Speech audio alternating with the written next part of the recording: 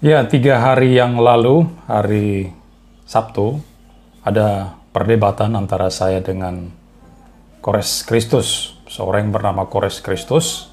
Ini bukan nama asli, tapi nama yang digunakan di YouTube.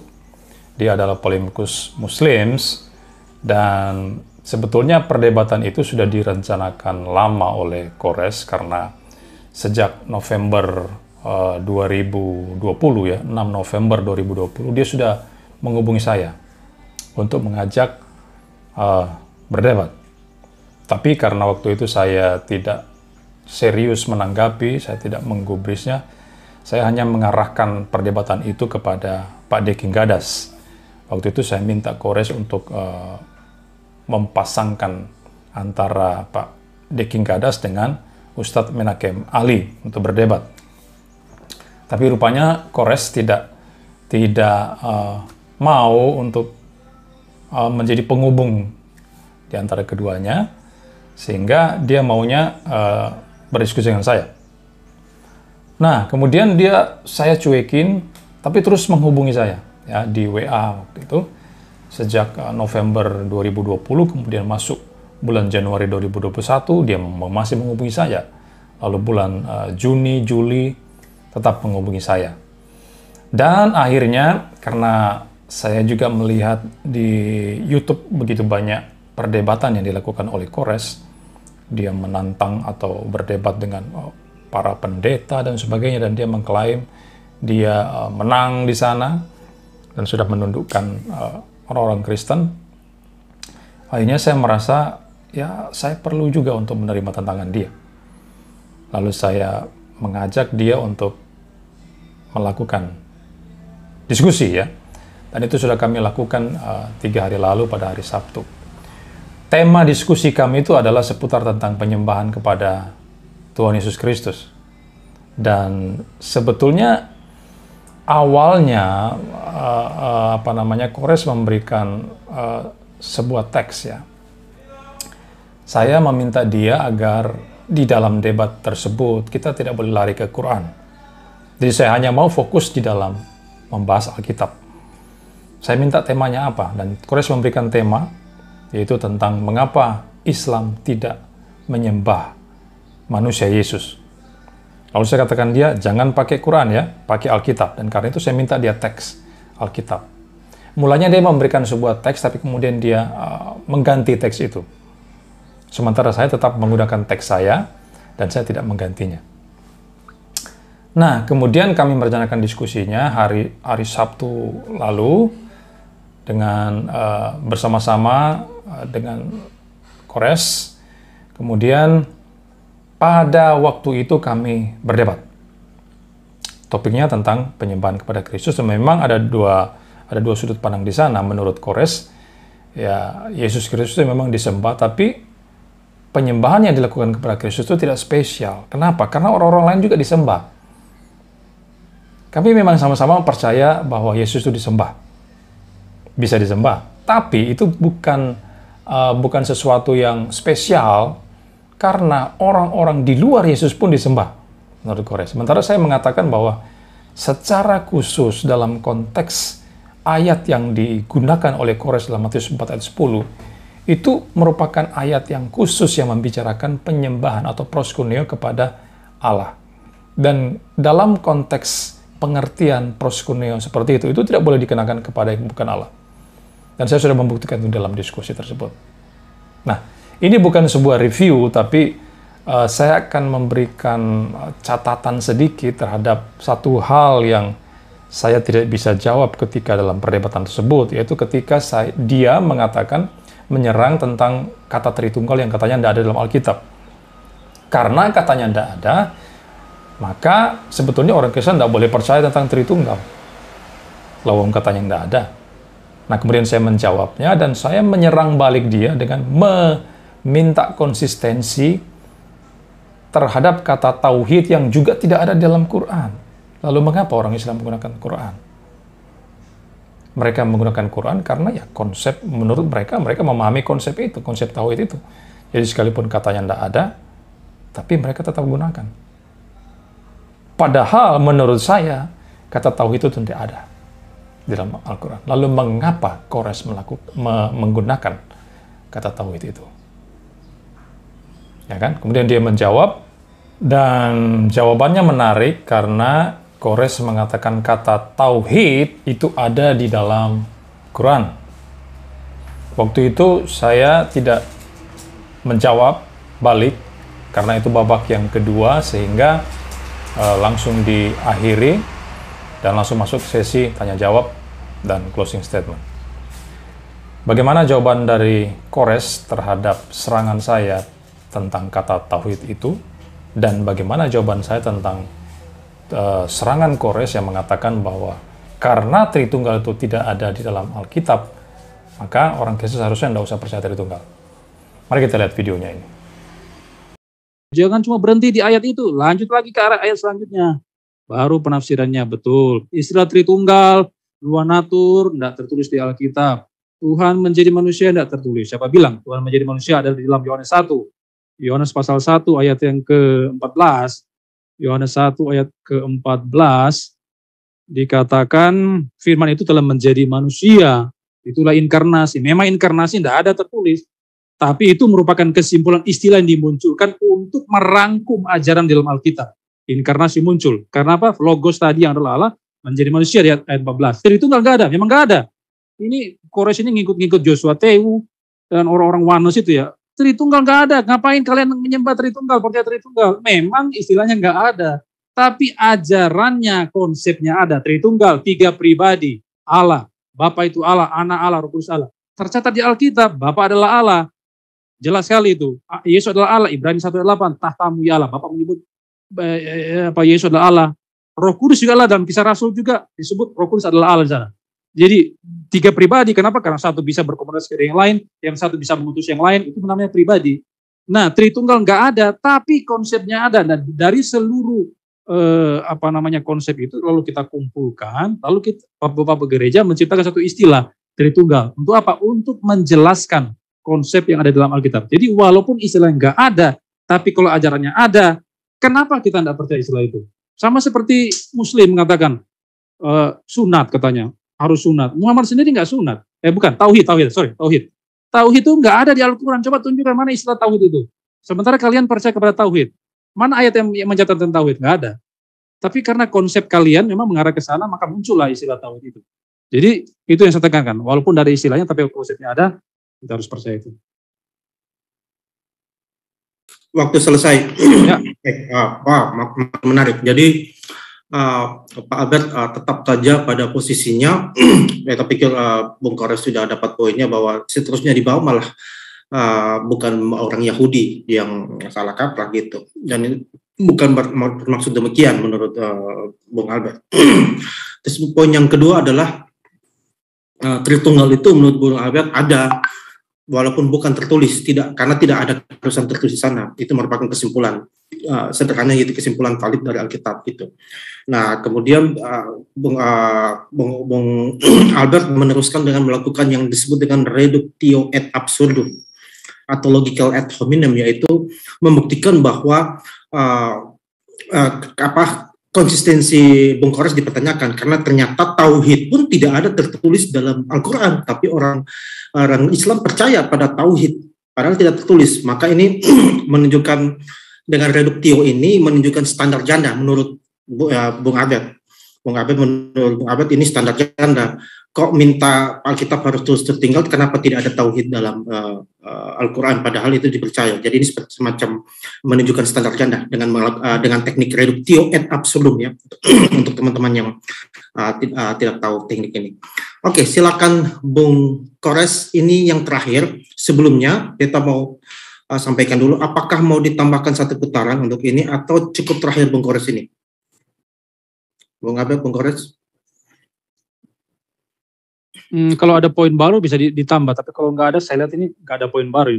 Oke, kalau tetap nanti ditutup oleh Bung Kores ya. Karena yang awal tadi ditutup oleh Bung Albert. Oke, silakan Bung Kores.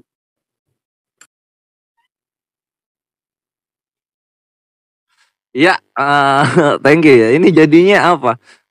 Mencoba selamat dari adu argumentasi dengan cara tukuo kue gitu. Wah, kamu juga nggak ada gitu. Tapi kita lihat apakah tukuo kuenya berhasil. Mari kita buktikan begitu. Sebentar kita ke sini dulu. Aku akan buka. Ini udah share screen belum ya? Belum ya, belum share screen ya. Oke. Nah, kita buka sekarang misalnya Al-Anbiya.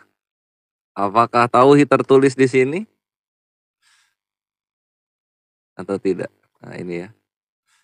Jadi berbeda dengan Tritunggal, my brethren. Dalam Islam itu semuanya tertulis ada ya. Nah, di sini ya. Inna hadhihi ummatukum ummata wahida. Tawahida. Tauhid. Dar, selamat datang di kebenaran. Kalau Islam itu ada tertulis pasti. Otoritasnya dari Tuhan langsung, my brethren. Gitu loh. Ini di Al-Anbiya ayat 92, silahkan dicek ya. Gitu. Sekarang kita lanjut lagi. Kita ke Kristen aja gitu. Nanti kalau misalnya soal Islam, kan itu udah melenceng dari topik. Apa perlu bawa Islam gitu untuk melegitimasi ketuhanan Yesus? Malah makin susah nanti. Karena nanti ada dalam Islam itu ada laqad kafara alladziina qalu innallaha huwal masihu ibnu Maryam. Telah kafirlah orang-orang yang menyatakan Isa Al-Masih adalah Allah. Nah gitu aja udah. Jadi makanya jangan ke Al-Quran. Kita tetap aja fokusnya di Biblosnya dulu. Nah sekarang. Nah, ada dua hal yang perlu ditanggapi daripada pernyataan Kores tersebut atau jawaban dari Kores. Pertama, dia mengatakan saya telah melenceng dari topik perdebatan, ya kan? Karena sudah menyinggung soal tauhid dan telah melakukan tu quo kue. Yang kedua, Kores mengatakan bahwa kata tauhid itu ternyata ada di dalam Quran. Nah, kebetulan saya tidak menguasai Quran secara detail dan termasuk juga ilmu logika. Jadi saya akan memberikan kutipan jawaban dari seorang ahli logika dan ahli sejarah Islam tentang dua jawaban dari Kores tersebut. Pertama, tentang bahwa saya telah melakukan tu quo kue dan lari dari topik perdebatan. Saya akan memberikan kutipan jawaban dari seorang ahli logika tentang hal tersebut. Mari kita simak videonya. Well, ya, baru saja selesai perdebatan antara Pak Albert dan Pak Kores dalam tema mengapa Islam tidak menyembah manusia Yesus. Ini menarik, perdebatannya menarik. Beta tidak mereview, hanya sekedar berkomentar untuk beberapa hal.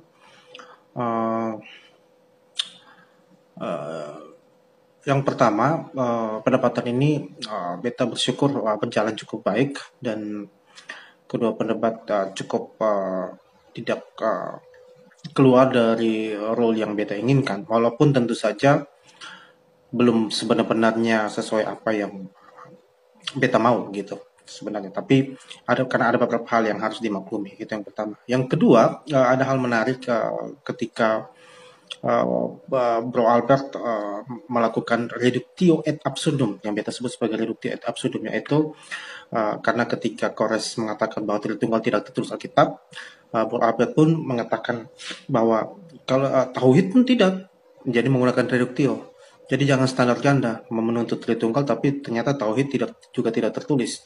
Tapi menarik ketika Albert menunjukkan reductio, tanggapan Kores adalah Albert melakukan tu quo kue.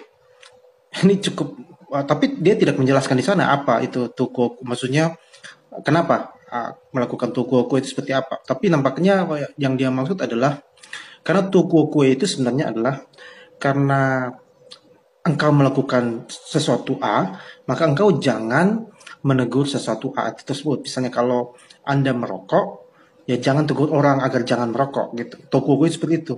Nah, tu quo kue itu bukan reductio ad absurdum. Reductio ad absurdum itu lain. Kita menggunakan mengoreksi inkonsistensi atau standar ganda dari seseorang ketika dia menggunakan aturan tertentu, tapi ketika aturan itu dikenakan pada dia, itu malah membunuh diri sendiri. Nah, itu reductio ad absurdum atau logical ad hominem, itu berbeda dengan tu quo kue. Dan reductio ad absurdum itu bukan merupakan red herring. Jadi Kores mengatakan kok jadi membahas Al-Quran, bukan. Reductio ad absurdum tidak sedang membahas Al-Quran. Itu hanya untuk menunjukkan bahwa inkonsistensi, bukan untuk pergi dan membahas ke sana gitu. Jadi dan reduktio itu bukan suatu yang bersifat red herring gitu. Jadi ini sekedar edukasi untuk teman-teman yang mengikuti atau bagi teman-teman sekalian yang suka debat gitu. Kadang-kadang kita menyebut istilah, kita belajar tapi kita tidak paham apa itu sebenarnya istilah-istilah tersebut. Demikian. Ya, jelas bukan? Jadi saya tidak sedang lari dari topik, tetapi sedang meminta konsistensi dari serangan Kores terhadap kata Tritunggal tersebut. Saya percaya Tritunggal walau istilahnya itu tidak ada dalam Alkitab karena konsepnya ada. Tetapi Kores bilang tidak boleh. Ya kan, tidak boleh. Nah, saya menjawab dia, lalu mengapa Anda bisa percaya tauhid walaupun kata itu tidak ada dalam Quran? Kenapa demikian? Gitu. Jadi ini sebuah standar ganda yang dipertontonkan oleh Kores. Tetapi menariknya di sini bahwa ternyata menurut Kores istilah tauhid itu ada di dalam Quran, yaitu di dalam Al-Anbiya 92. Bagaimana menjawab itu? Karena saya katakan tadi bahwa saya tidak menguasai Quran secara detail, maka saya akan memberikan cuplikan atau potongan video dari seorang yang bernama Dr. Bambang Nursena. Dia adalah seorang historian yang paham Islam dan mengerti Arab, dan dia akan menjawab tentang hal tersebut. Ini videonya. Kepada saudara-saudara muslim saya ingin membandingkan bahwa kalau banyak teman-teman mempersoalkan bahwa Tritunggal itu bukan ajaran Yesus karena tidak ada kata Tritunggal dalam Alkitab. Bahkan kata tauhid pun juga sebenarnya tidak muncul dalam Al-Quran. Tidak ada kata tauhid muncul dalam Al-Quran. Ya, tapi kami kulhu Allahu ahad. Ya, katakanlah bahwa Allah itu satu. Ya, itu hakikatnya ada, tetapi kata tauhid tidak ada dalam Al-Quran.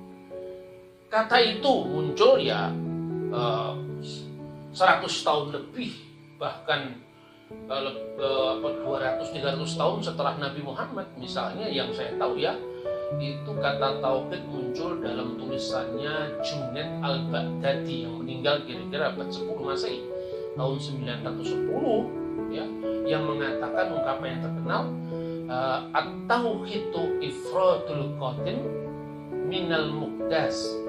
Tauhid adalah pengesaan al-qadim dari yang bersifat baru, dari yang bersifat makhluk.